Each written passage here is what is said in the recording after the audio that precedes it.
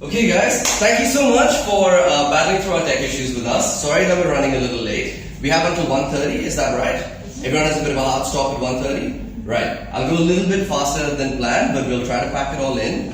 My name is Divyaksh Shea, or Divi for short, and I call myself an audio nomad, a music producer that, please join, that travels and uses travel to really fuel my art and my creativity.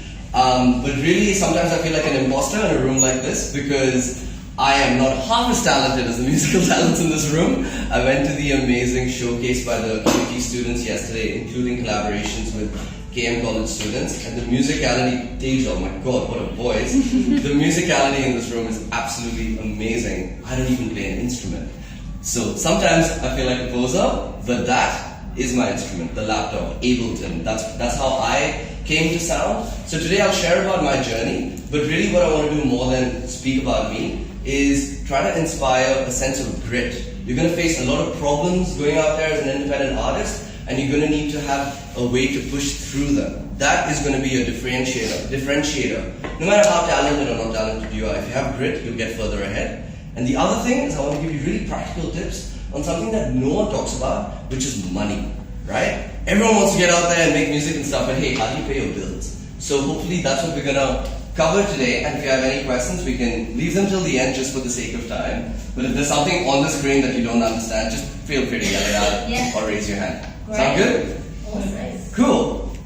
So, a note on advice, oh sorry, I forgot, we have a MIDI controller. If you don't mind when I say next, go next. A note on advice, I actually saw this on Instagram this morning and I was like, this is so perfect because I'm about to give a bunch of people advice, but it always makes me feel uncomfortable because of this. People that advise you are telling you what they think they would do if they were you. Everyone understands that? Yes. Next slide, please. The reality is that that's what they think they would do if they were what they think you are, right? No one knows you as good as you, right? Me, your professor, no one. And so really the challenge here, more than anything, at the heart of your independent artist journey, is to grow your intuition. And you can do that in many ways. I did it with isolation and travel and actually filtering out noise from the external world to boost my internal signal. I use a lot of mixing and recording analogies. It's just who I am, so you gotta keep up.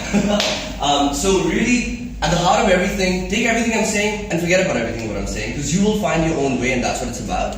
I'm just sharing how I found my way, right? Next slide, please. Thank you. So first I want to know who's in the room. We don't have time to ask everyone names. I'm sorry, but I'll hang out with you after. If you come to my last presentation, you know this exercise. But if not, just follow along. It's very simple. I'll put up a word on the screen. If it resonates with your identity as a musician or someone in the industry, raise your hand. All right? So next slide, please. So now you're going to go rapid fire a little. So, are you a composer? Wait, hands up. Songwriter, lyricist, composer? Great. Next one. Are you a singer or instrumentalist? Cool. That's most people. Nice. Next one. Are you a music producer? Right? A few people? Good. And even if you're on that journey, that's fine. It doesn't mean like that has to be identity completely, but if it resonates with you a little bit, you can put your hand up. Next one, please. Are you a mixing or mastering engineer? Lavanya, we were just chatting about it. Nice. And yep, Harper, getting onto it. Very cool. Next one. Live sound engineer, anyone? Nobody wants to touch live, I don't blame you. Alright, next one. Are you a performer? Either original or cover. Brilliant. Next one. Are you a DJ? My DJ friends. Where's Darsh when I need him? Always there when I don't want him around, and then he just really. Alright, next one, please. Are you an educator? Cool. Right? Christina? Oh, yeah. Double hands up. Hello. Alright, next one. Are you a content creator? Cool. Nice. And content creator doesn't necessarily mean being that person on Instagram saying like, share and subscribe. It can even be a person that shares content via speaking to others, via writing blogs and emails. Content has been so abused in today's world, but it's actually such a positive thing. It's just sharing your message. Next. Are you a digital marketer? This is getting a bit advanced now, like running ads and stuff. No? No worries. Next. Are you an artist manager? Even if that means you self-manage and you book your own shows. Yeah. Great. Last one. Bro, please. Thank you. Not Hardik. Can you remind me your name, please? Arjun. Arjun, sorry, Arjun. Are you an entertainment lawyer? Yeah, definitely. Maybe. Last, do you love to travel? Yes. Hey, I love it. Brings everyone together. Okay, so the reason why I choose these are all important skills in today's music business. Like it or not, it's the truth, right? And maybe you'll be like, well, you don't have to be a DJ to succeed. Yes, but there's something in that about curating set lists and bringing the crowd with you. So I mean, there are important things in all of this, and you can't be all of them. So you need to think about, and I can share these slides with you all after, you need to think about how strong are you out of 10 on each of these? Which ones are you lacking? And how do you either upskill in the ones that you're lacking on or partner with other people for the ones you're lacking on? Like entertainment lawyer, probably best to hire one when you need one rather than become a lawyer, right? Alright, can you, next slide please. So here's my profile just so you know who I am. I resonate with music production the most. Recently mixing and mastering engineer a little bit more as well. I came from DJing. I love to share knowledge. I teach Ableton online as well. And I think content creation is a very powerful way to share your story and build an audience. And I'm going to talk about that. And again, it's a world that's changing. It's not always how we think it's about me. It can actually be a lot about you with content. I'm going to share about that. And lastly, I've changed love to live. I live to travel. This is my life. We'll get into that in a second. Alright, next slide please. Thanks. Sorry if we're going to have like a lot of, I don't know, tense elbow or something at the end of this. So this is my story really quickly and how it actually blends together between Australia and India. Next slide please. Thanks. So I was born and raised in the jungle. That's me as a kid. Jungle to South India. So nature is a deep thing for me, and it'll come back in the theme of travel. My friends call me Mowgli. I sometimes refer to myself as that as well. If you know the Jungle Book, that's the guy. All right, next slide, please. And I moved to Australia at 16. Christina met me when I had a lot more hair. I moved from India to a school called the Queensland Academy for Creative Industries. And my classmate, not my classmate, but someone from my school is also over here, Harper, which is amazing. And weirdly though, I moved there to, I thought I want to be an actor. But I soon found that I was just obsessed with DJing on the bus. And DJing and bus will also come back later in the story. On the bus to and from Barden, which was my suburb over there. Later that led to discovering sound design at school. And that school I went to had an amazing opportunity where we could do units at university while we were at school. So I was leaving school in the day with my school uniform, all the university cool kids looking at me very strangely. And I was studying music production at university, and something deeper sparked, and I realized that acting is not for me. I'm simply not weird enough. No offense actors, but they exist. Alright, music was born for me. Next please. So then, just a little thing, because this is my personal mission in life that I like to plug. I discovered cymatics and it changed my life. It's when you put salt on a plate and then play sound waves through the plate, and it goes into sacred geometric patterns. And you also find that those patterns are reflected in nature. That's a turtle shell. That's an oval metal plate with a certain frequency being played through it. Coincidence or design? Think about it. So I love this, and this has now become my spiritual mission, more than just like an artist or anything, is I want to change the way people listen to sound, because I believe it's so incredibly powerful. Next slide please. Vibe change. I got a corporate job at a startup called Uber, which is no longer a startup because it's all over the world. But I was part of the launch team in Australia and New Zealand launching Uber, because I just got a moonshot opportunity that I couldn't say no to. So in that process, I paused making music for 5 years, but you can still see Ableton on my screen because I was running the official Driver podcast. I pitched and launched that to stay sane, and I also learned the power of the human voice. The reason I'm bringing this up is not to randomly bring up Uber, but to say that if after your college education you get an opportunity to do something different, whether it's a startup or whether it's something wildly different to what people expect of you, but if your soul is saying yes, take it. I would not have the organization skills today, the spreadsheet skills today, the knowledge of marketing and branding that I have from my time at Uber, and I'm directly applying all of that to my artist project in a big way, unashamedly. And it's changed my life. It gives me such an upper hand to other artists that are just coming out of uni and don't know how to have a budget or don't know how to market, right? So that's why I put that one up here. Next, vibe change again. I took a leap of faith after collecting a bunch of savings to go, you know what, Uber and stuff is fun, but it's been 5 years, I've learned what I need to, I have a bit of savings, I'm going to take a risk. And I'll ask my people for advice. Remember what I said about advice? They said, don't just leave a job to chase music, mate. There's no music, there's no money in it. So you gotta, you gotta listen to advice and filter it out and listen to your inner voice instead. Instead, I took a leap of faith, I bought a camper van, and I built a music studio in the back to chase my love for sound while living in nature, going back to my roots and where I'm from. Next slide, please. This is Spoons, my van. This is the music studio I built at the back, proving that you don't need much today to make music. Right? Next slide, please. This is how it looked. I was out there in the wild, doing my thing, composing, filtering out people, and just making music and going back to me. Next slide, please. So I composed my album from this particular spot I found called the Atherton Tablelands in North Queensland behind Cairns. Absolutely love it. I was alone here for 6 weeks. That's my van. The only other vans are the drone photographer that came by to take this photo. But otherwise I was completely alone, and it was the most spiritual and amazing time of my life. And I'm recommending this because I think that for artists there's an importance in solitude. If you can find a time to be alone and listen to yourself, I recommend it. Alright, next slide please. So I then mixed and mastered that same album as I backpacked India, which now brings me to the result. Next slide please. Which was my debut album, and I never thought starting off that there would be an album, and I never thought that, oh my god, I'd be so happy that I'd get press from a magazine that I really looked up to as a kid from it, and all of that. And I've learned that if you just start, the rest will start to follow, and I'll teach you about some of those practical advice on how these things happen towards the end, right? So next slide please.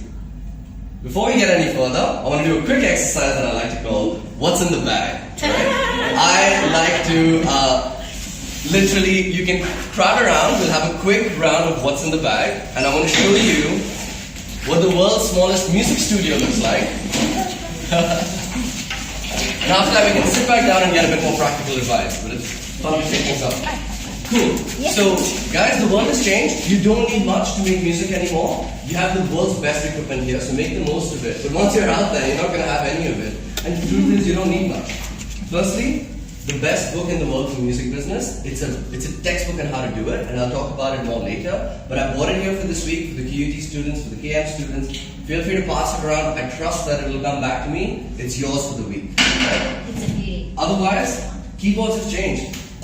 Whoa. Damn. It's crazy. Yeah, I have 49 keys on the road, Yeah. but for the size of half. Right? So, I don't know, whenever I do this, the octave sound plays in my head. Because it's like a doubling with notes. Never mind.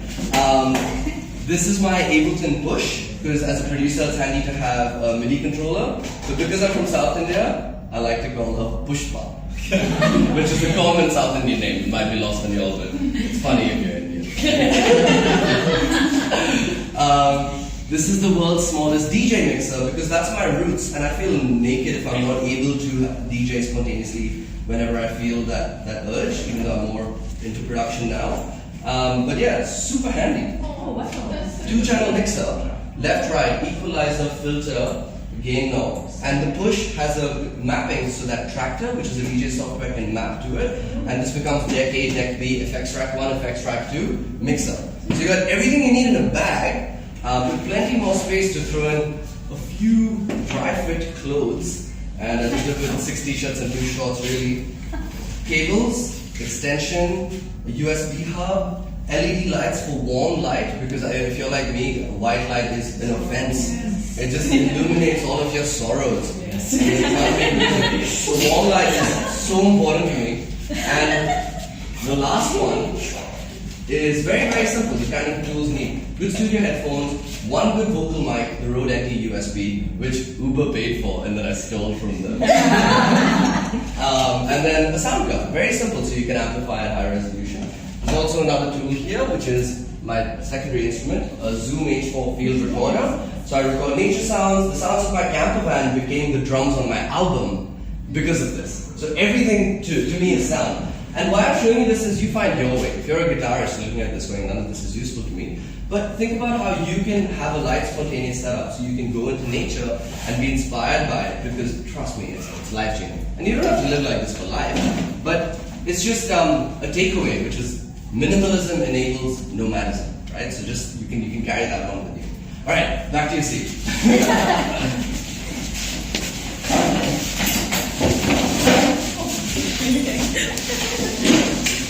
Pass this one around.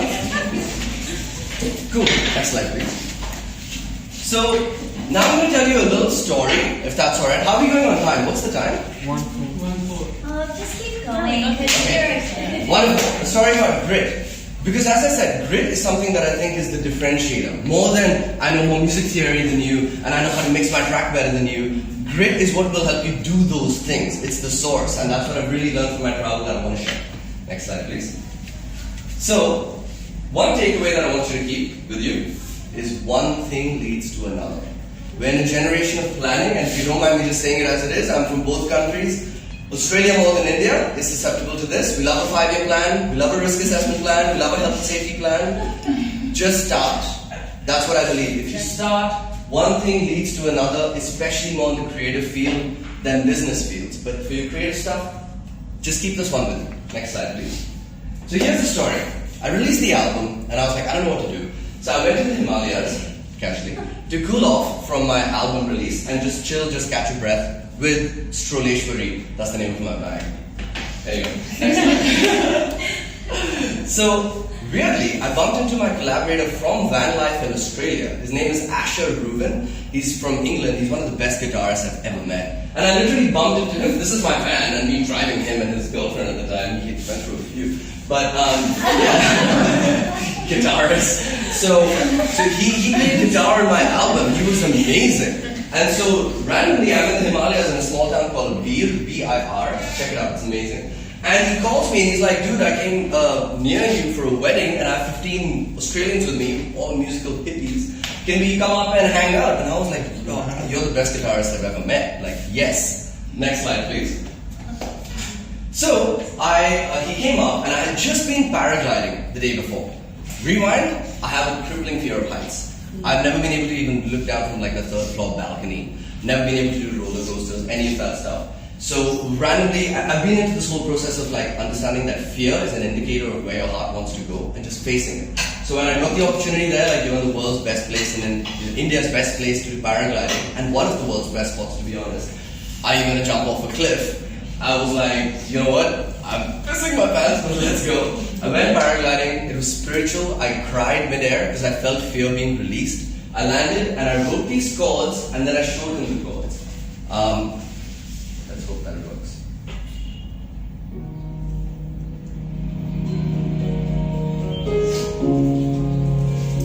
Very simple chords. 2-chord progression. Nothing much.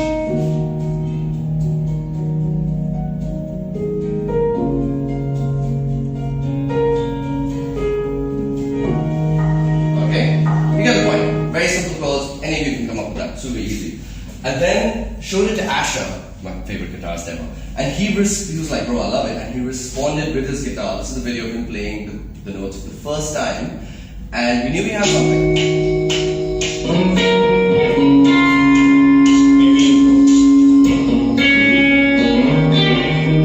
Bum note, sorry, forgive me.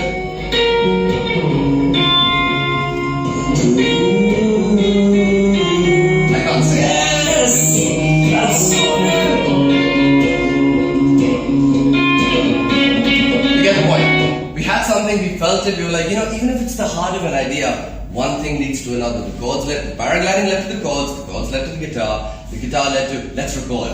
And so, we were in a remote town though, we're not in QUT or KM College, there's no studio around, there's Stroleshwari. And so, we needed to find a decent guitar and a space to record, but it was really hard. We called a studio and they said, come tomorrow. And then it's India. We call it tomorrow. Sir, today cancer. And so we're like, okay, now we got 3 days to go. We got a song in us. We don't know what to do. We made a bunch of calls and we found a place called Vigilante Cafe. And this place just allowed us to set up our studio outdoors with a view of the mountains in front of us. Paragliders jumping off the cliff in front of us. And they just allowed us to record there. And even if whenever we had to do acoustic recordings, they asked their own patrons to keep quiet. We couldn't believe the humanity of these people. This is what recording outdoors looks like.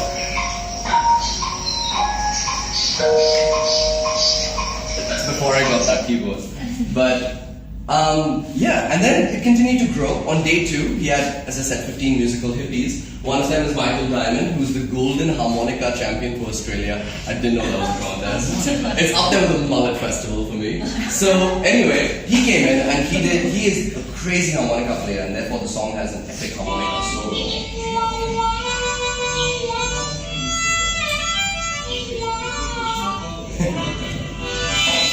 day 3, a singer came in from the gang. We penned lyrics and she came in and sang the lyrics of our song as well. And then mixed, so we had all the parts, Asher and everyone left, and I mixed the song and we set a release date of November 24th. Everything seems alright so far, like yeah, wow, we made it happen, but from here we needed funds. And I'm sure you got to the stage where you make a song that you believe in and you go, what do I do now? Next slide, please. So, we created a unique crowdfunding campaign. Excuse the cropping, I'll quickly tell you what we did. We had an audience and we asked them whether they'd help us by pitching in for us to raise a marketing budget and also for us to pay the people involved. Not just the musicians, but also the cafe owners, right? Because it's so nice to give back to local business, and just saying it as it is, it also resonates with an audience when you're trying to help other people. Altruism and positivity is contagious. So we set up this crowdfunding campaign where if they paid us $5 or 250 rupees, Australian and Indian markets, right? Then they could unlock our track ahead of its release. Why do we release a month ahead? Does anyone know why? Why do you make a song today but release it specifically 4 weeks later? Who's released a song here? Yes, we've all. Who's ever heard about pitching a song? To who? Who are you pitching the song to? I'm not sure, but you have to get the copyright claims and... No, not about copyright? Alright. The playlist. Who's this giant of playlist?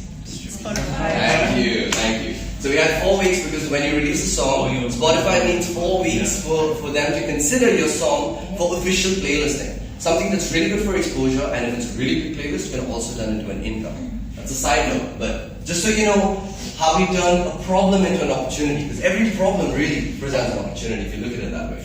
So $5 unlock the track, $10 unlock a video we made that summarizes that story I showed you.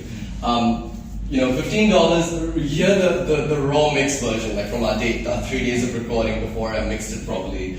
$20 when I mixed it too well and the musicians were like, Divi, it's lost its life, bring it back.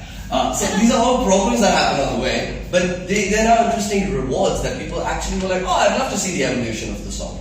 But here, the patron pay $40 and we'll also waive a meal for a fellow hungry creative at that same Vigilante cafe. You know the power of pay it forward? This one was from my mom and this has changed our life. The paraglider reward. $100, 5,000 rupees, we will send someone paragliding in the Himalayas where we went and listening to our song in midair. It was a moonshot. We never thought anyone would pay $100 or 5,000 rupees, but we thought we'll just have it there because this book said to have some rewards that you don't think anyone will buy. Alright? So, do you think anyone, anyway, so we didn't expect many people to buy the higher end. We thought more people would buy the lower end ones. Everyone following me so far? Yeah. Cool? Is this kind of interesting? Yeah. Something you can apply? Yeah. Great. Next slide, please. Here's what happened. 7 people bought the paraglider reward. Oh, yeah. Most people, of course there was the 5 to 9s, but after that, most people, the average order value, median, was $25, whereas we thought it would be $5 to $10. We had 55 supporters. We raised $2,000. And we did not expect that. Because in today's industry, if you say to someone, I'm going to make a single and I'm going to earn 1 lakh rupees for it, that's what 2,000 Australian dollars is, you'd be like, you're kidding. But it's so possible. And these are not big numbers, right? Next slide, please. So that changed our life. So we started sending our listeners flying. So far, 4 people have gone paragliding in beer, fully paid for by our community for our listeners in beer, right? You're getting like the circular effect of this while listening to the track, and they're so bloody happy. Next slide, please. Naturally, looking at this footage, we're like, oh, of course we have to do this next thing, and I'm sure you're thinking it as well. Next slide. We decided to make the world's first mid-air music video. It's currently in progress. Paragliders of Beer. We are making a music video and will pay for you to be in it. This video is going to be a world first, full of listeners grooving to our song mid-air. Here's how it works. Number 1, contact Shadow, our trusted pilot, who's already taken our first cohort of eagles into the skies. Number 2, go paragliding while listening to our new song, The Sacred Art of Flying. And number 3, send us the footage and we'll pay you 500 rupees off of your flight. the best submission wins a cash prize of 2,000 rupees. So if you're keen, head to bit.ly/my dream is to fly to learn more and submit your entry before December 12th. Let's go! I also flew a plane 2 days ago. That's a bit random, but I wanted to raise my fear of heights even more, so I flew a plane. But the takeaway here is that I'm currently in Chennai, and there's people in Beer right now flying, and I don't have to handle any of it. And our music video is being made while I'm able to be here and spend time with you. And that's not because of me or anyone else. That's because of the power of community, right? Because they now have something invested in it. The people of Beer are invested in it because we're making a music video there, right? The pilot is invested in it because he is earning good money, my friends. And the community that supported are invested in it because we are sending them videos from the paragliders saying, hey, thank you so much, Samuel from Melbourne, for sending me flying. It changed my life. And that makes them feel good, right? So it's all about trying to find a way to involve people in your journey. Okay, next slide, please. And this morning, we just got our first press. This page wrote a music review, and it said, be a nomad and soar and beer, paragliding, POV music video dropping this winter. So now press is getting involved because there's an interesting story to it as well. Red Bull heard that music and travel are being combined, and they've now jumped on as a partner. All as an independent artist, without any record label, without any management. It's all so possible. Next slide, please. Brings us back to one thing leads to another. We didn't go to Himachal thinking we're going to make a song and send people off cliffs and get Red Bull on board. We just went there with, hey, here's a few chords. That's how everything starts. Next slide, please. So my advice is just start. As I said, keep going. The path will reveal itself. And grit is the thing that will push you through where others would give up. There were many points in this journey where we could have chosen to give up because we were like, recording vocals outdoors is far from ideal. Me as a mixing engineer, it's like impossible to mix, I'm going to give up. But we pushed through. We couldn't find a cafe, let's give up, Or we need funds to market it, let's just not market it, we could have given up. So there's many opportunities to complain and give up. But if you push through, trust me, there's such great rewards on the other side. Cool? Alright, that wraps us this section. Any questions before we dive into the music business side of things and how to earn some money? Should we push on? Can I ask a question? Sure. The Meet the Creators thing you did. Sorry? Meet the Creators or... Meet the Collaborators? Meet the Collaborators. Like an Instagram post I did, yeah? No, the project you did up in Luck? Sorry? When you went into, you did a week with 7 other... Oh, yeah. Yeah, that's a bit of a side note, but there's a company called BHX, there's many of these days that do artist residencies or creator residencies. Look out for them, it's a great way to meet other creators out in nature. And why I keep specifying nature is because the space defines your interaction. You won't interact the same way in a crowded city with water being sprayed at you in Chennai every time you walk and ambulances going by as you will in peaceful Himachal. The same person, the same relationship is different in that context. So this company called BHX, Indians look them up, and even actually they're taking people abroad as well, so you can look them up internationally as well. They select creators and bring them together in beautiful villas or nature kind of places for a week of sharing and learning and like hyper growth. The biggest thing though is you get access to the network of the 2,500 people that have done it. They call them the tribe. So anything I want to do, like market the song, I just send one email and it goes to 2,500 people in my audience. So it's really powerful to do that kind of thing. Can I ask another question? Sure. So how much do you think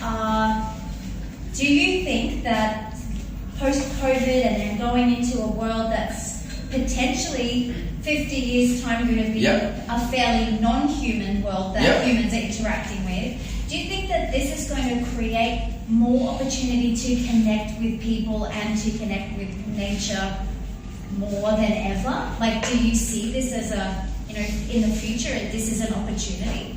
I think this is going to be a need? For sure. I think the rate of change is so fast that no one can really predict what's going to happen next.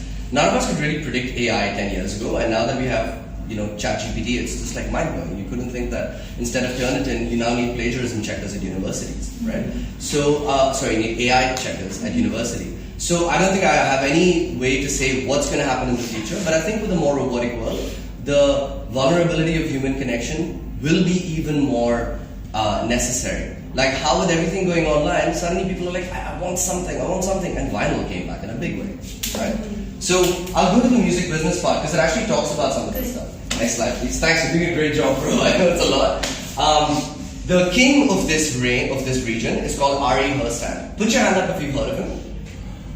You have. Oh my God, guys, please get on to this guy. He has changed my life. That book that's being passed around is from him, and it's amazing. He is the poster boy for independent musicians around the world. He's made it his mission to tell you how to make it on your own because record labels are a lot less relevant now. We'll talk about that in a second. He's written a book. I have the second gen. You should buy the third gen because he wrote it for a post-COVID world, so relevant to what you're saying. He has a podcast which is amazing and updated often, and a website, and also online courses. I've done 2 of his courses. They are brilliant. Also, this is just, oh my God, it's my favorite show ever. Have you seen the playlist on Netflix? No. It's the story of Spotify. And it is made as a playlist. Like song 1, The Investor. Song 2, The Artist. You've got to watch this show. It will teach you about the music industry and what's new today. And imply at where it's going. Next slide, please. Cool. Old music business. Everyone should know this by now, but I'm just going to reiterate it. Hand up if some of this looks familiar to you. You kind of know this knowledge. Right? Ownership of music is down, record labels are no longer as relevant, pretty standard stuff, right? People used to buy music and tickets to shows, but people are still buying tickets, but, and how it worked was that artists only collected profit after repaying the loan to the label, which 99% of artists were not able to pay, meaning that the record label would have access of your master. Taylor Swift did an amazing thing recently where her record label said, we're not going to give you your masters back. So she re-recorded her masters herself. She's a boss to own her own masters again. Cool. The new music business looks very different. Next slide, please. It's where it's a laptop and affordable gear, right? A production has been democratized. You can learn it with YouTube and a bit of help. Distribution is democratized with DistroKid and CD Baby. You guys, are these sounding familiar? You put your music on this website and send it to all these sources. You retain the master. They might take a fee. Fair play. And listeners that listen to music, you know, listeners can listen to music that they choose, like by choosing a single to listen to, rather than a radio program or you have to get through the full album. And they can do it for free with ads or next to free, $11 a month, right? So, question for you. Next slide, please. Which industry do you think is making more money? The old industry was based on people buying music. The new industry is not. It's free to listen to music now. So which industry do you think is making more music? Which industry do you think is making more money? As a total. And if you've been to the last one, don't answer. Any ideas? It's an open discussion. For the artists or for the... Yeah, for the artists or for everyone? Oh, that's a very good question. I mean, global as an industry, recorded music as an industry, total revenue. We'll talk about how much goes to the artist later, but that is obviously a big, it's relative. So global music revenue. Global music revenue. Recorded music. New. I think we think new. Do you think new? Yeah. Okay, why do you think new? There's more happening. I think it happens at a faster rate. If you're going off a 3-year album cycle, right, and you're putting out things slowly, okay, then potentially more music means more money. But then also streaming makes me think like there's less money overall being spent around. So I'm not sure, but okay, no, that's fair enough. Those are the exact points that we're talking about. Yeah, go on. I feel like there were less people involved in the process of making music in the old music business. So I feel like there was less distribution of the money, like when you were getting it. So maybe, and it was a very good point. It was a small community. It wasn't as big as now. It's like everyone is putting out music, exactly. So right? I feel like Fair enough. Cool. Any other last thoughts? One last person? Yeah. I'm also kind of thinking about the 3 big like monopoly record labels. Back then, yeah. Yeah, but also how they're in the music industry now. Yep. I feel like that could be why, like they just generate so much like return on the competition between the 3 of them is just making like more and more money. So you think old? You vote for old? No, I vote for new. Oh, you vote for new? Yeah. Okay, even though those monopolies were so strong. Because they're still strong now. I feel like that's. Oh, you think that they're still Yeah, steamrolling ahead? Yeah. Yeah, you're not wrong in a way. Yeah, great. Want to look at the answer? Yeah. Here's the answer. The new music industry has surpassed in total recorded revenue how much money the old music industry used to make. But if you look at where the money is coming from, which is the key part here, there's been a big shift. You see between red and blue? Red is total physical sales. Buying a CD, not existent anymore, as you can see. Total streaming, is a new revenue stream that came from Spotify. A lot of artists will tell you online, if I say this online, I'll get so much hate and get cancelled. I don't care, I'm probably going to still say it. Which is that a lot of artists like victimhood gets likes. So artists love to put up, Spotify is ruining the music industry, it doesn't pay me any money. But no one looks at the data. They just keep commenting about like hate speech. But it's like, hey, alright, if you've worked in ops and startups and companies like I have, I'm very interested in knowing what's the real answer. I don't care about the riffraff. Here's the answer. Can you guess why total physical sales started going down from 2002 onwards in a steep decline? Anyone? Why was CDs not selling as much? MP3s? You mean the last one, don't say. They started sounding bad around that time. What? The loudness wars around that time, so CDs started sounding bad. Interesting. Okay, that's not the answer, but like thousands of songs on the device and 50 songs on the CD. you can have thousands of, that's part of the answer. You can have thousands of songs in a device versus a CD. But how would you get the song in a device? Downloads. Legally or illegally? Both? Yeah. Piracy is the answer, my friends. Piracy is the reason from 2002 everything went down. A little thing called Napster came out, right? Then a little thing called LimeWire and BitTorrent. And I'm sure you guys know all of these companies. Because we all grew up on them. We're part of this, India especially, I don't know about this. We grew up ripping music, right? The first song I Since downloaded. cassettes, Debbie.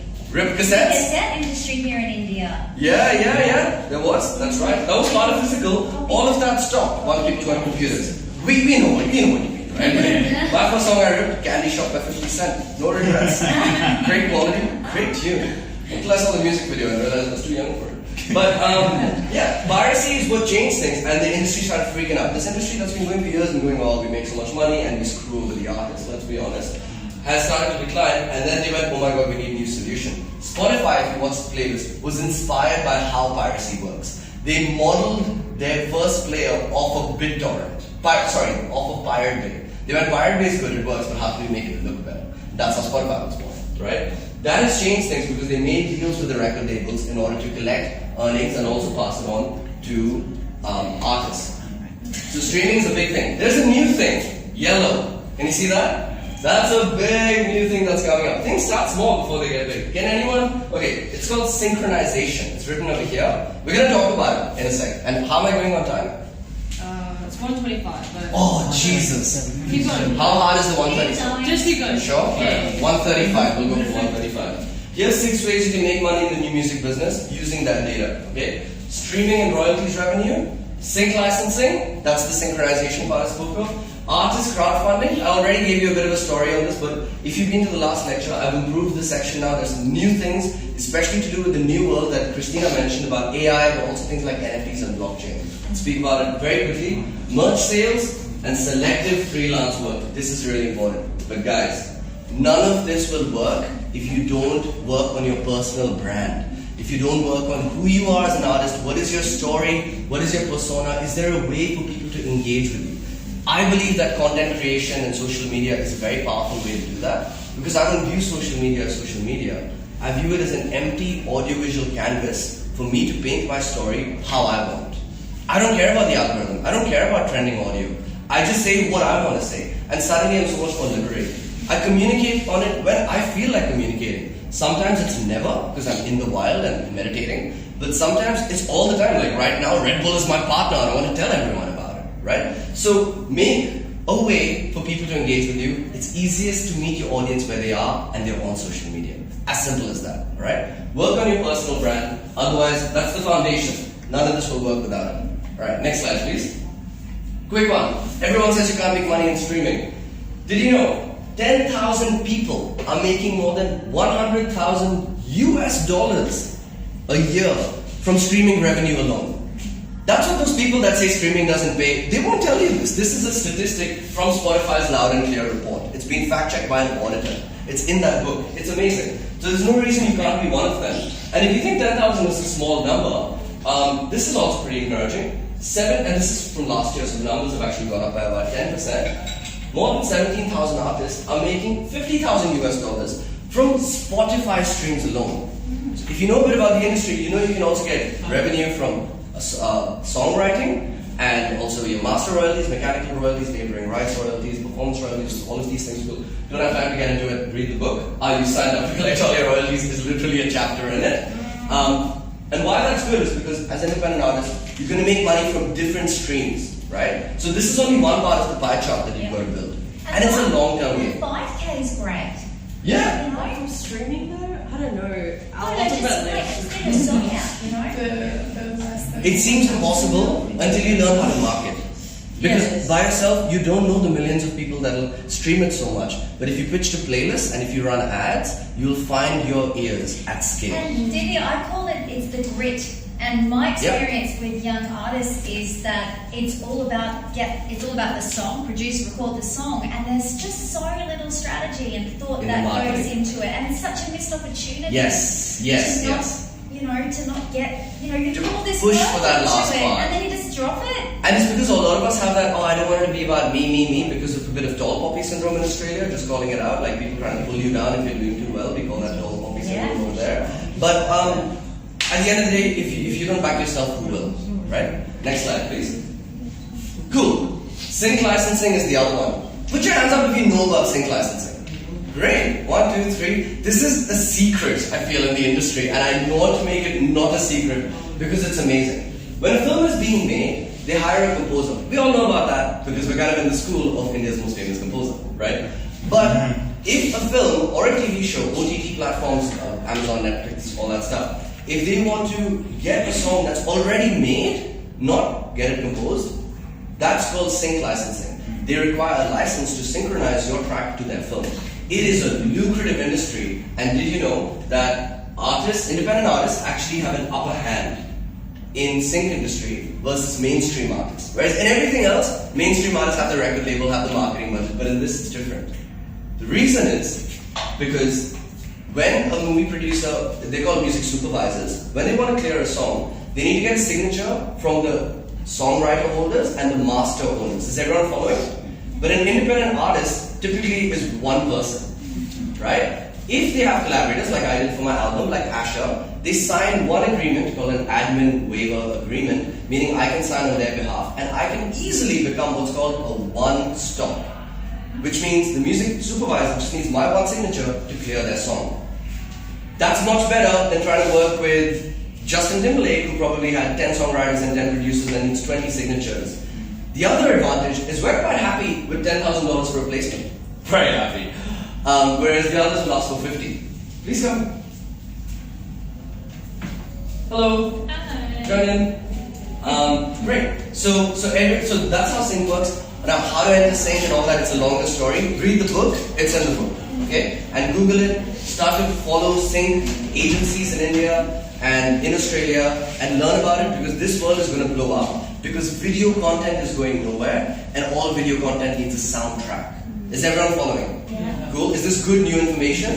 Divya, I'll just share one of our QT graduates from 2019 who actually came to the Chennai trip, got 2 sync placements with Netflix and made that much money. Amazing. On 2 songs that she'd already written, so she didn't even have to do any extra work. Yes, And passive income. she just went through an online company called Taxi, Okay. and you pay $300 a year, and Yeah. they actively Pitch.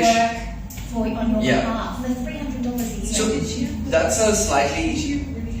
No, this was just stuff that she randomly make it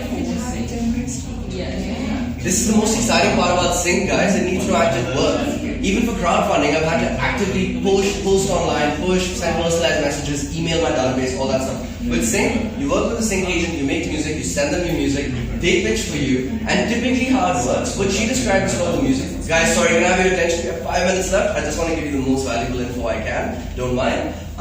With sync agents, how it works is you don't pay them anything up front. When they successfully place a song of yours, they take about 30 to 50% of the cut. Yes, it's a crazy cut. We can't do anything about it. It's just how it is.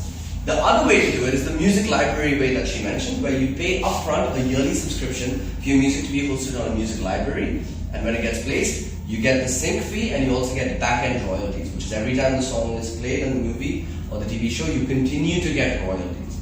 I can't go into the details. All I want to do is inform you about it. It's the tip of the iceberg. You got to go deeper and learn about the iceberg. The best way is in that book that I'm passing around. Cool? Everyone happy? Yeah. Alright, next slide please. Artist crowdfunding. Sorry, I've written a lot because I'm living in this world right now and oh my god, it's working and it's so exciting. Okay, fans won't buy your music, that's true, but they will back you. Okay, the reason is because boomers, they value things. No offense, KK. Boomers value things, whereas I'm kidding. Millennials, we value experiences. Hands up if you agree with that. We'll pay 5,000 rupees to see a concert that we really like live. Hands up. Will you pay 5,000 rupees to buy a couch you don't really need? No, right? Sorry? I mean, You will? Yeah. I mean, if it's like your favorite artist in the world, 5K is a lot, but you know what I mean. Cool. So we're living in an asking economy. When I talk about crowdfunding, a lot of people think it's begging. It's not begging. You're asking your fans to support you for nothing except for the exchange of art. They're happy to. Because in the past, artists were asking record labels that were asking for the rights of your song and your firstborn. Very different situation. Okay? So, what you got to do to make this work though is really important. You can't just go on Instagram today and be like, hey guys, can you pay me money? No one's going to pay you money. It doesn't work like that. You have to deliver value first for free. They have to be engaged with what you're doing, which is different to number of followers. Engagement is people leaning in, liking, commenting, messaging, a deep relationship. Likes and comments is just how you measure it.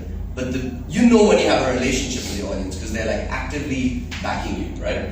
Then you have to own them. If you're on social media and you have 10,000 followers with an email audience of 0, you own 0 of your audience. Why? Because your Insta can get hacked tomorrow and you're back to square one. Okay? Or you can get, a lot of this is happening where someone else, someone makes a fake account and then the same thing, you're back to square one. You don't own your audience. The algorithm changes. This happened a few weeks ago. Your reels don't get as much reach. Suddenly, you don't have control. You're renting your audience on Instagram. To own your audience is to build an email database. I know it sounds old school, but trust me, it works. I have 5,000 followers on Instagram, 350 in my email database, which seems small, but 80% of my funding, those 55 supporters, where do you think they came from? From the email saying supporters. that, dude, because no one believes me. I've tried so hard with Double Million to build an email database. Oh, you've got to. And it's just You simply have to. Yeah, it's a non-negotiable. If you go to my bio link, you'll see subscribe to my newsletter up front. Make it interesting. So what I say is join my newsletter to get exclusive updates on my audio nomad adventures. So it hits the travel market, and also get access to my unreleased creations. So it hits the creative/listener market. So find a way for you that works with your brand, right? On why someone would want to join your email database. Incentivizing it does work. Okay? Create a method for your audience to pay you. I built a website called Buy Divya Beer because I like beer. And it works, it's casual. It's so much easier than saying, here's my bank details, pay me. That feels transactional. But hey man, buy me a beer so I can cheers you on the road. That's so much more casual and people are happy to pay. 94 supporters. I would have never imagined that 94 people would pull out their card to buy me a beer, right? Indians, we need to look for a way with UPI, and there's a website called nas.io that allows it. Look it up. Cool. There are different types of crowdfunding. Is this interesting? Should I quickly go through this? Okay, very quickly. There's different types. Tip style, which is, hey, this is what I have to buy me a beer. I make music, this is what I do. If you want to support what I do, if you like my latest DJ set, if you like my latest song, head to the link in my bio, buy me a beer. No pressure, you buy it whenever you want, and that's how you start. It's the most basic level of crowdfunding because there's no commitment, but it's kind of nice because it's a one-off. And also every time they buy you a beer, you get their email address. I got 94 email IDs out of this as well. You following so far? Tip style. Second style, album sales on Bandcamp, right? Sell your music, people buy it. You think it wouldn't work, but if you frame it as, can you please help buy my album because I need to raise a marketing budget, suddenly they're kind of leaning in and they're a bit more involved. Campaign. That's what I did with the earlier one that I just showed you a little story about, the Himalayas one. A campaign needs an end date.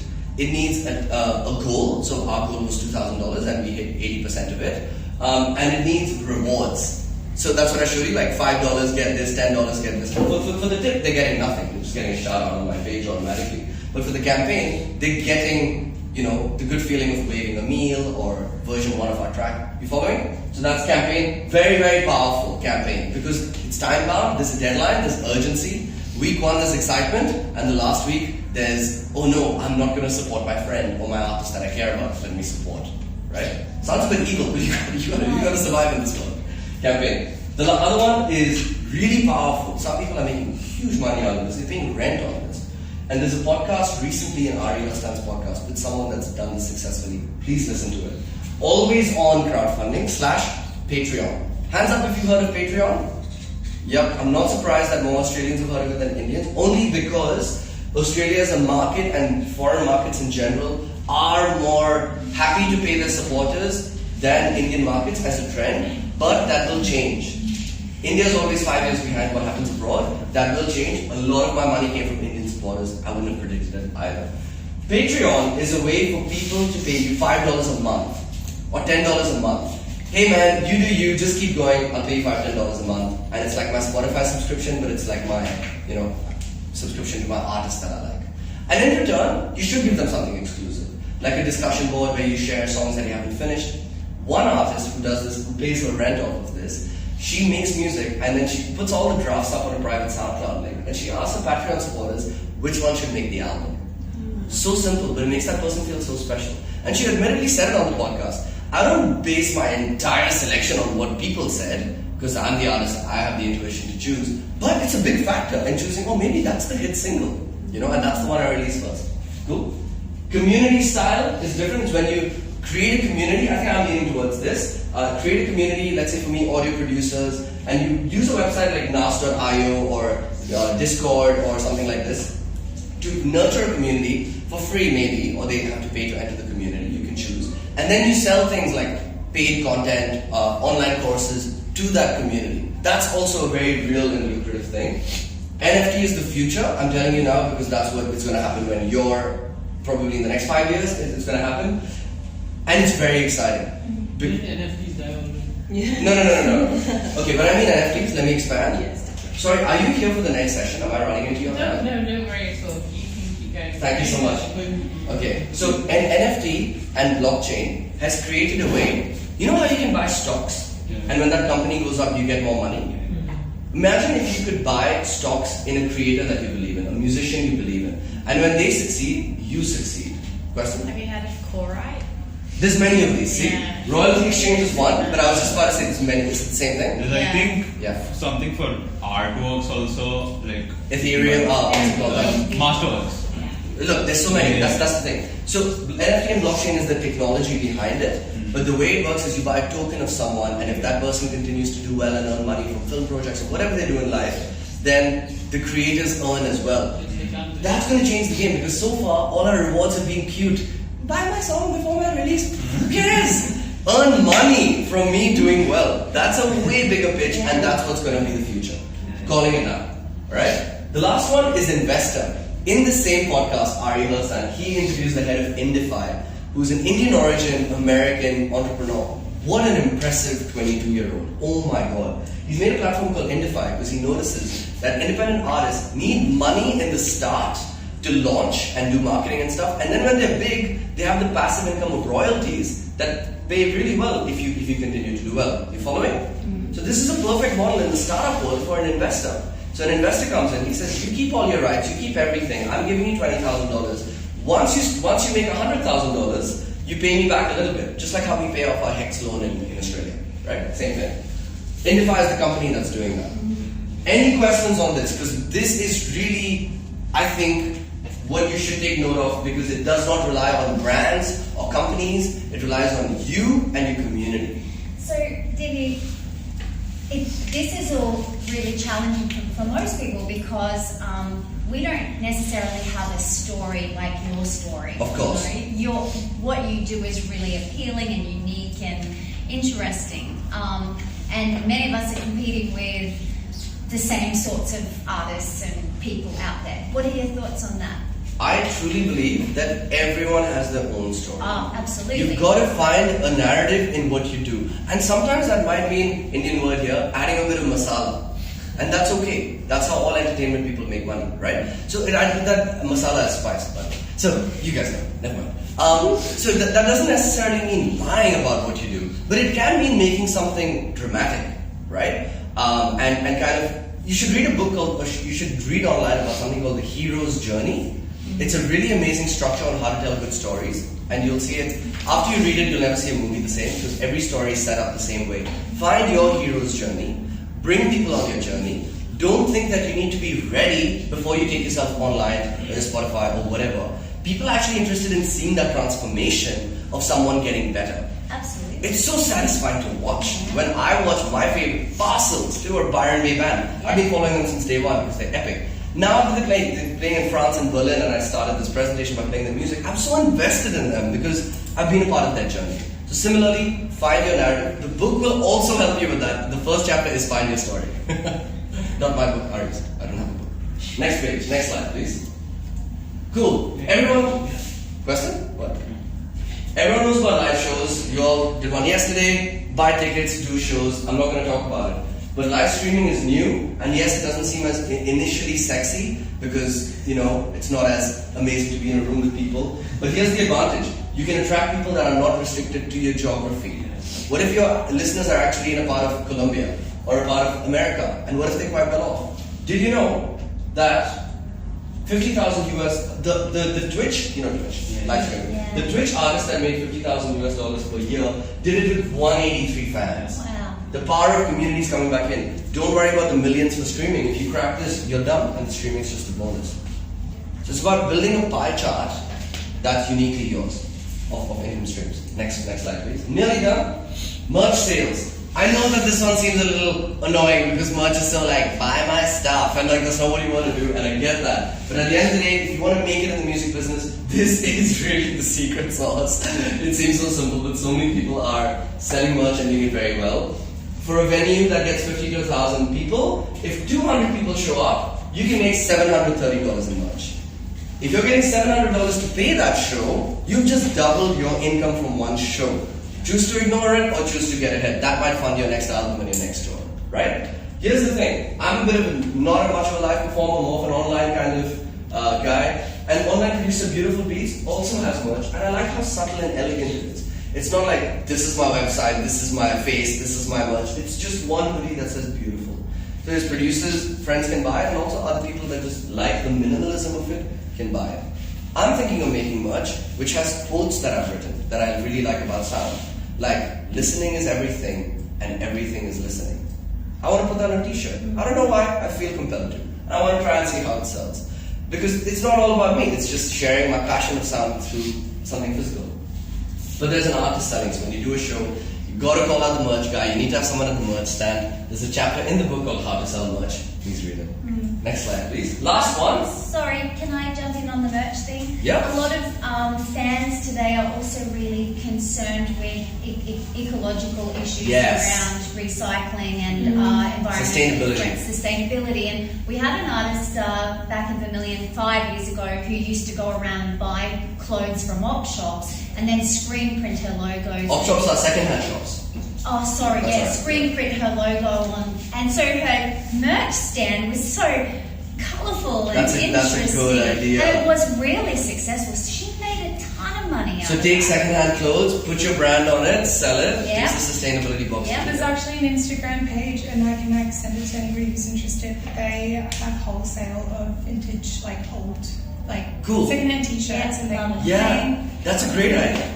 I love it. Yeah, Sustainability and I is think very that people come on board with that stuff too because it resonates with their Yes. their value system. Absolutely, values is because if you're all about sustainability online and then you sell something that's like very H&M, it's like it doesn't go with who you are. That's right. And remember, merch is more than clothes. Vinyl is merch, right? We forget that. Caps and accessories are merch.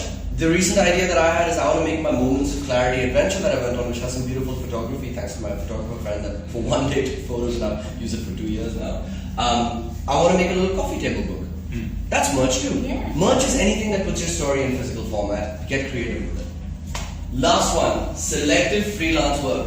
This one is really exciting and it ties back to point number 1 I started with. When I started making music and going on this journey, I would sometimes get people texting me saying, hey, can you make us a podcast theme song? We'll pay you $20 and we want it next week. That's freelance work that I don't want. Because I'm like, it's not worth my time and I'd rather say no. And you need to learn to say no if you're working on something that's bigger. The day I released my album, I got a call from a film producer who I didn't know saying, hey, I heard your album from some WhatsApp group that it got sent to. And I loved it. And can I pay you, I like to be transparent about numbers, $400 to make Australian dollars, so 20,000 rupees, to make one song about Kali Shloka, like a Indian goddess's prayer, and I want you to put like a bit of an electronic kind of modern twist on it. And I was like, this is so not normally what I do. But yes, what's your timeline? 1 month. I'm like, okay, this is a new league of freelance work. How did I unlock that new league of freelance work though? Because I strengthened my personal brand by telling my story online, by making an album, by saying no to cheap freelance work. I got to do that. And then suddenly your brand value goes up and people will engage you for projects other than, can you make a podcast theme music tomorrow? Okay? So there's so much freelance work here, whether you're a session musician, you're a studio engineer, film composer, podcast sound designer, whatever you do. I've done some odd jobs, teaching DJing in Ableton, podcast editor because I was a podcaster for Uber, so this is very easy for me, and music production blog writer because I'm a geek and I like tech, so I can write about it, right? But go back to your makeup. Like, you remember that exercise, are you a singer, are you a composer, whatever? Go back and think who you are and what odd jobs can you take up. Because I can't add session musician, because I can't play an instrument, did I tell you all that? So, yeah, you need to find odd jobs that suit you. Cool, next slide please. We're pretty much done, I think. The takeaways, never been a better time to make music, because production's been democratized, distribution's been democratized, and marketing has been democratized. Okay? Make your profile and lean into your strengths, double down on them, and understand what you don't have out of that list, and upskill on them or collaborate on them. Nothing wrong with either way to get ahead, but you need to fix those gaps. Otherwise, you won't have that aerodynamic edge you need to get ahead in the industry. This is my personal one, but minimalism enables spontaneity, which therefore allows you to be nomadic, which therefore allows Christina to call me 2 days ago saying, hey Dev, can you come to KM and hang out with the students? And I'm like, yeah, my bag's already packed, it always is. So you can take on opportunities like that if you're minimal, and then you can do things like bring a music studio. You don't have to be me, find your way to do that, right? Artists with grit will push past artists that prefer to complain. There is likes in victimhood attracts likes, and that's an easy way to feel like you're special and your problems are special. But what's a lot harder to do is get it done. So have grit as you push on. If you need a vent, have a good friend, vent, and then pick yourself up the next day, because that will really push you on. And yeah, focus on building a strong persona and story. Find your story.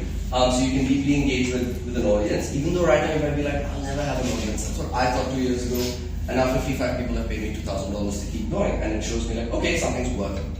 And lastly, learn about how to make it in the new music business by reading that book. That's my one takeaway. There it is. Amazing. Guys, thank you so much. Really, I think also for me the takeaway of the presentation was that you can't just make music and think that if something will happen. Yes. The fundamental is relationship, yes, connectivity. Like if you don't connect, if you don't have these relationships, you're not going to go anywhere. Yeah, you can be the best musician in the world in a basement, you'll stay in the basement. Yeah. I have two questions. Sure. Okay. Yeah, of course, it's question time. First question is, how did you feel when you took such a long break? I say such a long break because we're really young, right? Such a long break from music. Yeah, 5 years is long. Because I think, I don't know, I feel like a lot of us feel such pressure to get things going so fast. And even though we're so young, like most of us are 20 to 22. Yeah. It still feels like a waste of time, a waste of time, a waste of time. Yeah. So how did you feel in that break? That's a really good question. So for 5 years, as she said, I didn't make music. I was working at Uber, launching operational stuff. And I did the podcast stuff instead. So I got really good at recording voiceovers. But that's not as challenging as making music. So the reason why I first had a drive to do it is because I started hearing music in my dreams. And you just know if you're carrying a song in you. It's like you're pregnant or something, right? I wouldn't know. But anyway. So I was like, alright, I definitely want to do this. I want to take a leap of faith. And then what happened is, I went, you know what? I've tinkered with sound for 10 years with no training. I want to master Ableton. It's my instrument. I want to get lessons and do it properly. So my way to get back out was to enroll with an online school in Los Angeles and do it online with them. So there are recorded classes and I could do it in my camper van from anywhere and get a bit of Centrelink, which helped. And so I was basically learning and then doing homework. But that's my style of learning and getting back to it. A friend of mine who's equally passionate about music said, I hate your music lessons, things that you do online. I kept trying to show him, look what my teacher's doing. He's like, that's just not how I learn, I just mess around. And I'm like, you know what? That's your way of going ahead, go ahead with it. So I think it's about connecting back with your passion, either through learning or just picking up the instrument and getting lost in sound. Collaboration could be another way. It can shine a light on new parts of music and identity that you didn't know were there. What do you think about the pressure thing that Harley talks about though? With the like age it's like thing. it's got to happen now. So Rick Rubin, who's my favorite muse at the moment, up there with this for the creative side, in his book, The Creative Act, A Way of Being. It will change your life, I guarantee it. Or money back, not like I'm selling. So what he says is impatience is a toxic relationship with time. I love that. Why do we think things will happen now? Because we expect it to happen now. That's a bit toxic, you know? Things will happen slowly when they're meant to unfold. You need to enjoy the journey more than the outcome. No matter how cliche that sounds, there's so much wisdom in it. Any other questions? Oh, yeah, so I have my second question. Yeah, this one's a little bit more like combative, I guess, and I'm sorry for that. But Okay. I think sync licensing is great, merch is great, crowdfunding is amazing. I have such an ethical problem with Spotify and streaming though. Okay. Because it's like, I don't know, I think that even thinking that 10,000 people made $100,000. Yes. In my head that's like, wow, we're being ripped off. Like, who has music on Spotify? What's the stream cent? $0.005 per stream. Right. Depending on which country. So surely that's like, and now they've introduced a rule where it's like if you don't get 1,000 streams, you're being paid nothing. So you're essentially giving them So, free Which I think is a masterstroke, but we'll talk about it. I think Harper, one of the biggest issues is that the record labels are licensed by these streaming platforms, and the way the streaming royalty works is that, or the streaming rate works, is that the pool is divvied up, and the biggest issue is that the record labels make up the bulk of that, and so we don't have this differentiation between independent artists and a rate for them and Correct. because the record labels have already agreed to a fee. But for the that's not streaming fair, platform. is it? So, It's a challenge for I guess so, but it's sort of like, I don't know, if they're squeezing artists, they know they can get it. So And everyone does. here's the way. I hear you, and this is a lot of the narrative online, and I don't blame you. But instead of blaming Spotify, let's think about what companies are. Successful companies. Successful companies are ones that mirror what the consumers want. So at the end of the day, we're artists. Forget about us. Think about the listeners. What do listeners want? Listeners want to listen to music easily. A company that allows me to listen to any music in the world easily, as in slash for free, will do well. If that company doesn't exist, the consumers, which are a hive mind, will find a way to pirate it and you get nothing. So the core problem is not Spotify. The core, not problem, but just the way the world works, is that people want to listen to music for free on the go. First, can we all just understand that point, right? The second point on top of this then goes to what Christina is saying. The fact that listeners just want to listen to music for free, if you have to take that as a given, then how Spotify works is firstly, they're a for-profit company. Yes. We have to remember that. And there's nothing wrong with that because there are many for-profit companies out there, right? The thing is, They didn't actually they are make a paying profit you. for the first 10 years. They didn't make a profit for the first 10 years. They've just been profitable for the last 2 quarters, right? They're just getting into it. And the reason they're struggling so much is because if you watch the playlist, as Christina says, the record labels have screwed them, for the lack of a better word, from their business foundation level up. They're still battling that. Number 2, they need to turn a profit. Number 3, whatever they can afford to pay you, they're paying you. But do not expect or depend on Spotify or any streaming income for your payments in the short term. Yes. Not in the short term. However, do collect your royalties, do pitch your music to radio stations, because then you get your money from Spotify, you also get the royalties for your composition on APRA AMCOS for Australia, IPRS for India. And my music's playing on SBS Chill. They paid me $84 last month. That's not a lot of money, but it's way more than Spotify have paid me. And the bigger picture, if you have an impact on people, they will pay you $2,000. That's what I showed you, what just happened to me, right? Just filling it in as well. So that's kind of the way to think about it. Is It's a part of it, isn't it? This is the game of chess. Yes. You can't change the game. You have to play in it. Yes, and that's why I think it's probably not a good idea to tell people that they can make money from streaming. I just think you have to be in that top 1%. Well, Less that's, than. I said it Less then. I'll than. say it again. In the long term, Yeah. 10,000 artists are making $100,000 from Spotify. What does that mean? There's no reason any of us can't do it. It's just that it's not going to happen in the short term. It will happen in the long term. And if you feel those streams are hard to get, there's 2 ways. Number 1, pitch your music to playlists. Spotify official playlist is one. The other one is user-generated playlists. This is a bit of an industry secret. There's a website called submithub.com. You can pitch your music there, and you pay a little bit of money, like $100 to pitch to 100 playlists approximately, or Aussie dollars, 5,000 rupees. And then user-generated playlist makers that have thousands of listeners on their playlist might place your song if it fits their playlist. Our last song, pitched to 20 playlists, got approved by 3. That's just how it is. My album got approved by a few more, like different songs for different playlists. I now have 15,000 streams on my most popular song, 1,500 monthly listeners, mostly coming from user-generated playlists. So that is a way to really get real people listening to your music and increase your streams. And the other way is Instagram ads. Marketing is in your hands. You're not going to know a million people, but Instagram knows a million people that fit your user profile. Think about who your listeners are. Where do they live? Where do they hang out? What music do they listen to? You can hyper-target them and then attract them to listen to your song with ads. It really works. I worry so much about all of us getting ripped off. That's my big thing. We are getting ripped off. I'm not denying. No, of course. Yeah, we are. Yes. But you have to therefore find other ways. Other ways, yes, of course. Correct. That's, I think, sync and merch is so good, and crowdfunding is great. I think those things are amazing. Sorry, one second. And this comes back to the grit point. See, in India, we live a little differently. We view life differently because you have to, if you don't get it done, you can't eat food that night. So, for example, when Uber and Ola came to India, and they were like, oh, Uber's not paying us much.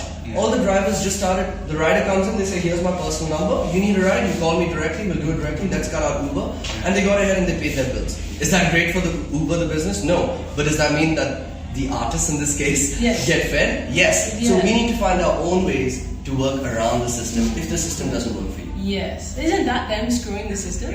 It is. No one's denying it. The system is inherently screwed. And that's innovation. I mean, it's finding ways to screw the system is innovation. Yeah. You know? And it's going to constantly be that. And check this out. Sorry, I will get to your question.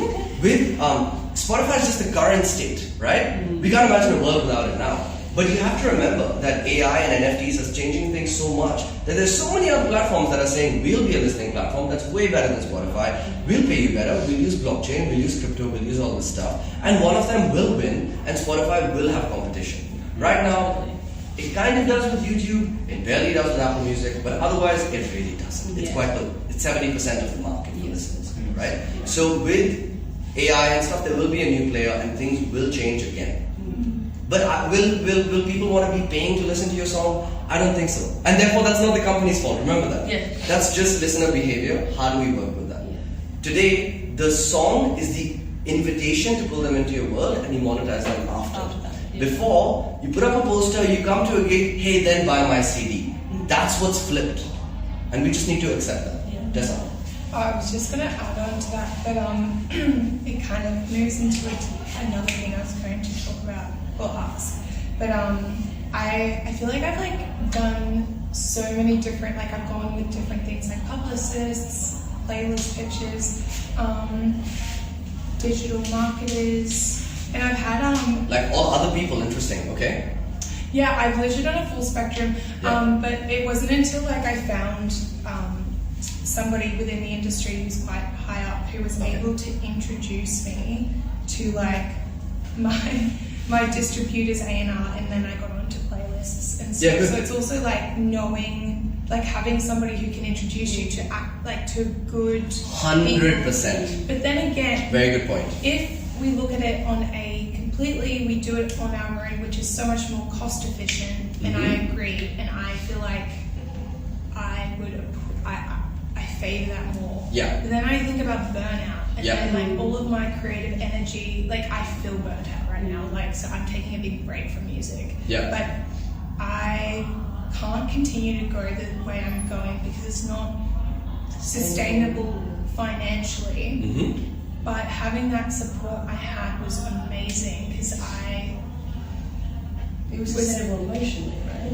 It was sustainable for my time, but I still did a lot, and I feel burnt out now just from still having that support. But it's how do you manage that? So I think the first thing to say here is it's not easy.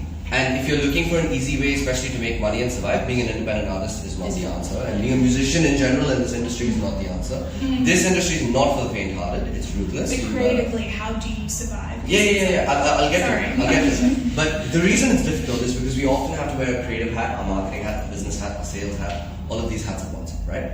Now, in saying that, reading knowledge about what works and what doesn't work and how people have succeeded and how people have failed will allow you to prioritize understanding what's important. What should you actually work on and what should you actually absolutely not care about, okay? The book, sorry I keep going back to it, will help tell you what's important from years of success and failure in the last few years, which is more relevant than 10 years ago, right? So use that and make a list of what's important. Then have days where you just work on music and have days where you just work on your business side. Personally, that works for me because I think there's a switching cost in your brain to, okay, I'll make music for the first time. Now I'll switch to marketing, but then you're tired. Why? Because you switch streams. At least for me, it doesn't work to do that. So I like to have one day for music, one day for a totally different time for social media or content or emails or whatever else I need to do. So that's one way to help. Don't get a manager and don't outsource until you know your world and you are aware of all of the moving parts. Then you delegate by design.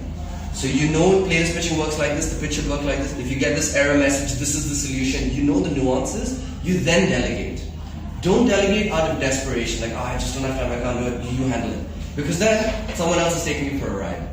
No one cares about the project as much as you. And so if you're not able to ask them those incisive questions, like, what was the approval rate on my Submit Hub pitches? You know, how many people listened to them for how long? You know the questions to ask. Then they're accountable. So delegate by design, not out of desperation. That's excellent advice. Yeah, that's great. I'm tapping. Okay, we need to continue this elsewhere. Yes, yeah, we're done. Sorry.